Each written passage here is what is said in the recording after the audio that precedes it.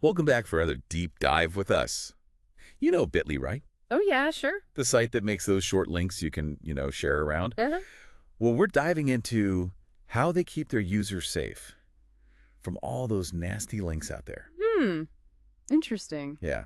Think about it. They handle millions of links and QR codes every single day. Wow, that's a lot. That's a huge responsibility. It is. It really is. Yeah. So how do they manage it? Yeah, how do they? We found this great Google Cloud blog post. Okay.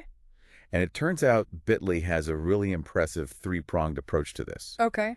So they've got their own in-house tech that they use. Uh-huh. They focus on user education. Right. And they've got these key partnerships, which Yeah. is what I thought was really interesting. Yeah, that's smart. So let's start with their own tech. Okay. They developed systems like the Bitly Abuse Prevention System, Threat Detection Service, and Abuse API.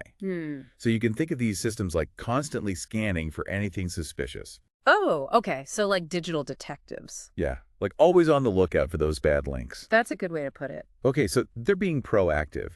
But what about all of us, just clicking on links? Right. How does Bitly keep the average user safe? So I think they're really smart about this, right? Uh-huh. They know that well-informed users are their best defense. Makes sense. So they have things like an acceptable user policy Okay. and a Bitly Trust Center. Oh, cool. And those give guidance, resources, all kinds of things to help users make good choices. You make sure they're clicking on safe thing. Right. So it's kind of like empowering users to be their own online bodyguards. I like that, being your own bodyguard. You've got to be safe out there. Okay, but let's get to these partnerships, especially the one with Google. Okay. Yeah, This is where it gets interesting. definitely.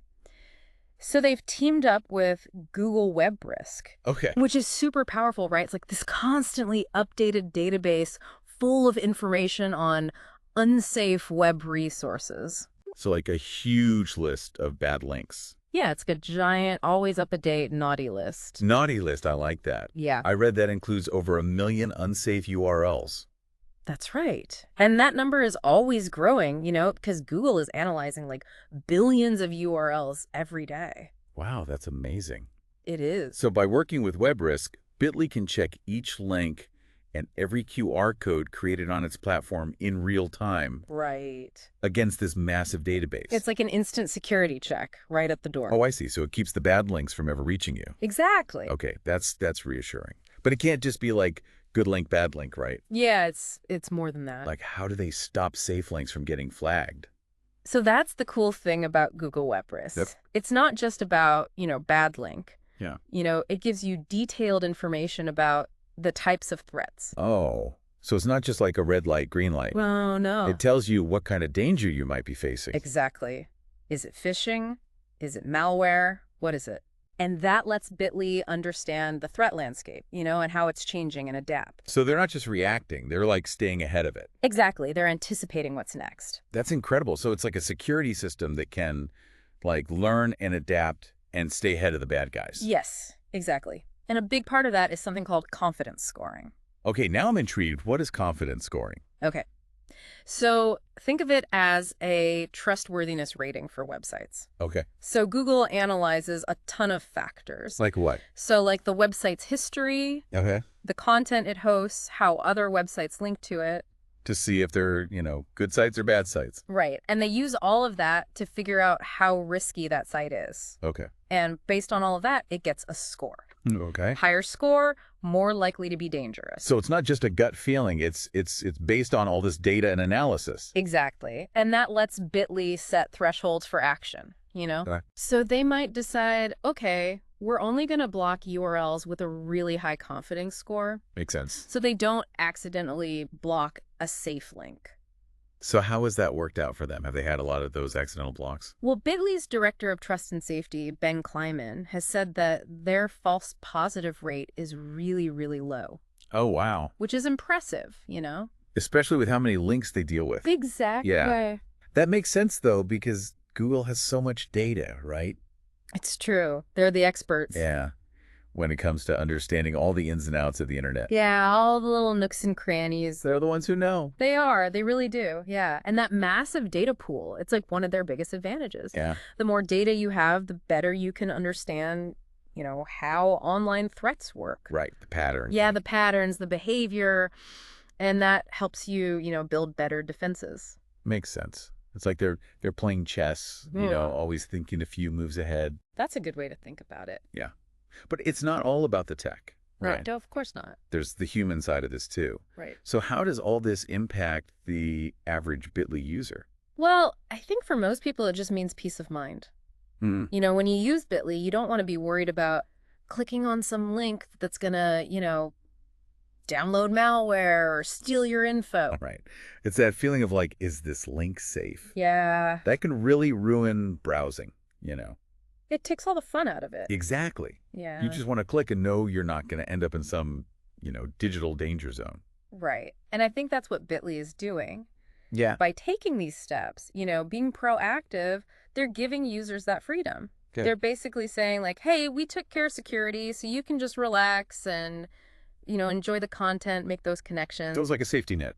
Yeah, it's a great way to put it. You can explore without having to, constantly look over your shoulder. Oh, that makes sense. And that feeling of security is so important these days with all this, misinformation, all the risks online. It really is. Think about how many links we click every day. So many. Emails, social media, texts. It would be exhausting to have to worry about each one. Oh, totally. You'd never get anything done. You would just be frozen. So by doing this, they're not just creating a safer online experience. They're letting people use the internet in a better way.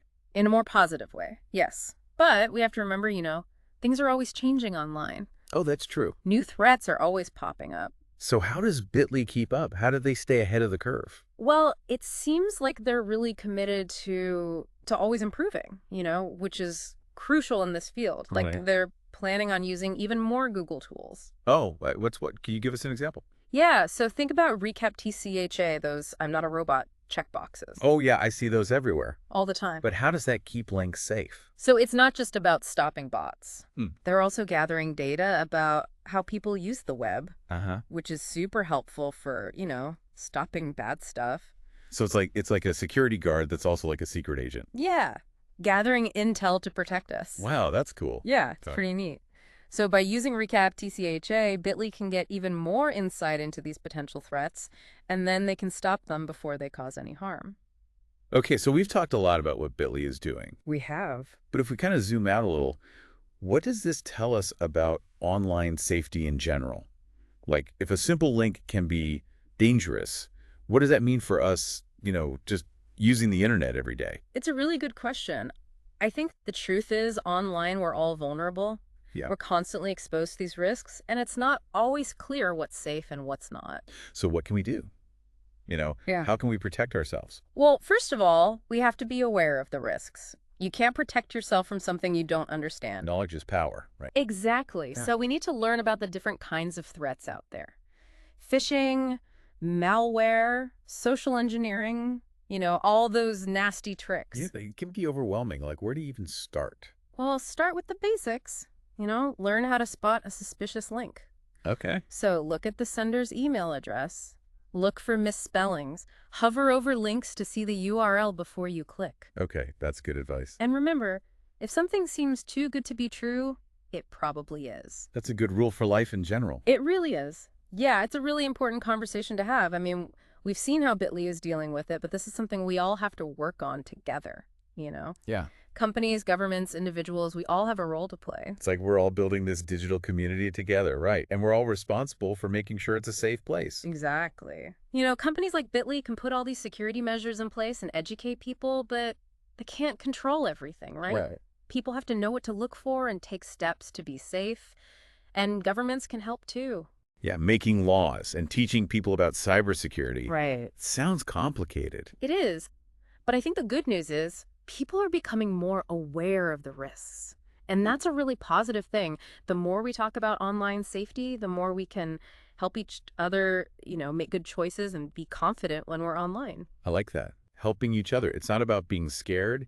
It's about having the information to protect ourselves. Exactly. It's about creating a culture of online safety where everyone is looking out for each other and we can all trust the internet more. Well, I think that's a great note to end our deep dive on. Yeah. We've talked about how Bitly keeps its users safe from all those bad links and how Google Web Risk works and even what it means for all of us to be safer online. We covered a lot. We did. So we hope you learned something new and maybe feel a little bit more in control of your own online safety. Definitely. Just remember, small steps can make a big difference. That's right. So be curious, stay informed, and stay safe out there. We'll see you next time.